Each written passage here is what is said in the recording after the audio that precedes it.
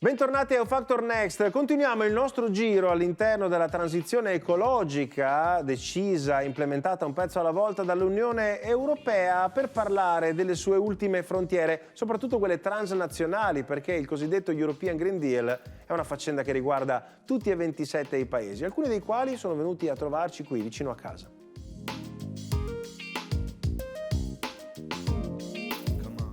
A Bologna si è tenuto il secondo incontro internazionale di un progetto nato nell'ottobre del 2023, il cosiddetto Skills for Transition.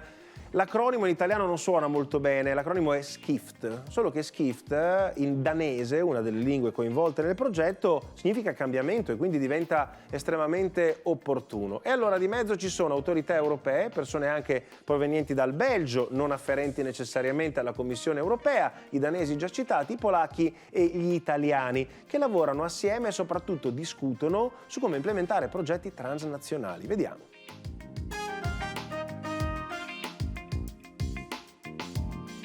Le opportunità che i temi della sostenibilità offrono al sistema delle imprese sono molti. Bisogna investire nella digitale, bisogna investire nell'innovazione tecnologica e questo può rappresentare un problema per le piccole e piccolissime imprese.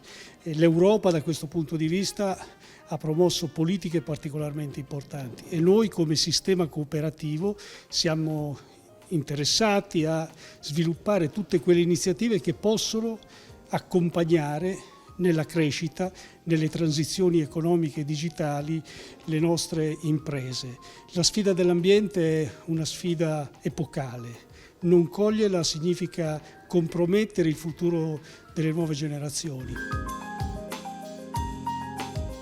Our headquarters are in Copenhagen and I'm the project leader. Facciamo base a Copenaghen e ci chiamiamo Cooperazione. Aiutiamo gli imprenditori piccoli e micro a fare la transizione green e convinciamo i singoli paesi coinvolti, Italia, Danimarca, Polonia, Belgio e altri, a mettere risorse non solo per investimenti e consulenze, ma anche per la formazione. Questo progetto è una delle cose più importanti che abbiamo mai fatto e dobbiamo ringraziare l'Unione Europea per avercene dato la possibilità.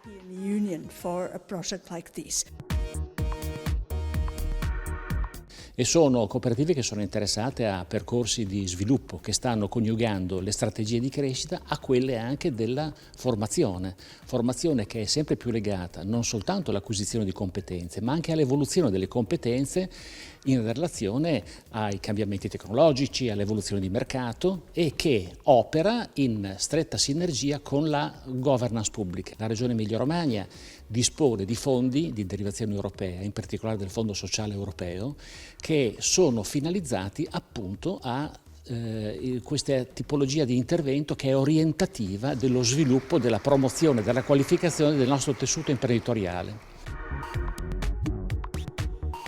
My organization was set up in 1990 and it has always worked for. La Fondazione per le iniziative socio-economiche di Varsavia è nata nel 1990 e si è sempre occupata di inclusione nel mercato del lavoro utilizzando gli strumenti tipici dell'economia sociale. Il progetto Skills for Transition si incastra perfettamente nel nostro puzzle, è mirato sulla transizione ecologica per le imprese del sociale per renderle più moderne, attive, capaci di offrire risposte efficaci e stare sul mercato. On the labor market and on the market. Dobbiamo fare di più per permettere alle imprese dell'economia sociale, ma specificamente alle imprese piccole e molto piccole, di avere le capacità per fare la transizione ecologica, che è veramente una cosa che molte di queste imprese già vogliono fare, però mancano le risorse, mancano le capacità, risorse anche umane, speriamo di provare di riuscire a aiutarli un po'.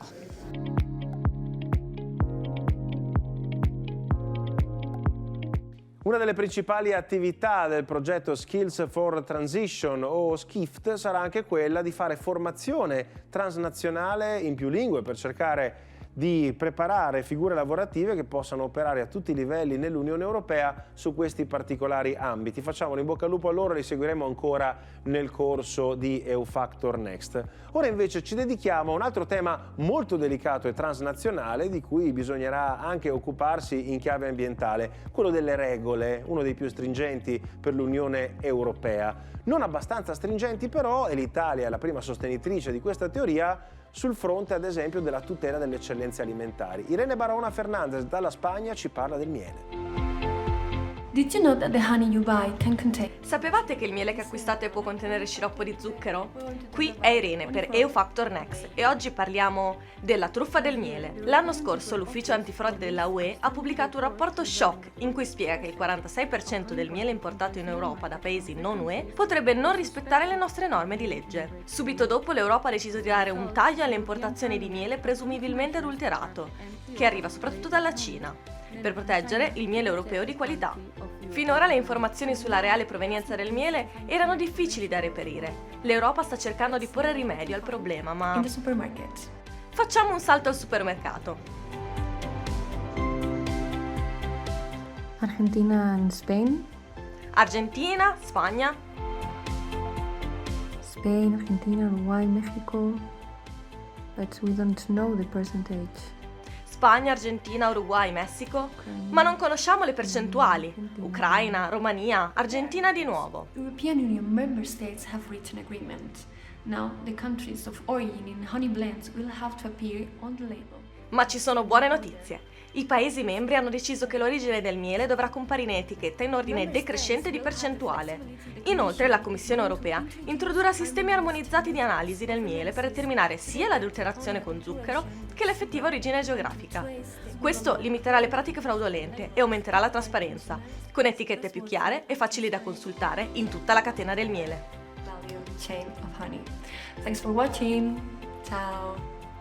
La lotta per la tutela delle eccellenze alimentari, della loro tracciabilità, della loro salubrità per gli utenti è una campagna che in Italia è particolarmente cara e che naturalmente tocca da vicino la vita delle persone. Vi aspettiamo qui la settimana prossima e senza zuccheri aggiunti.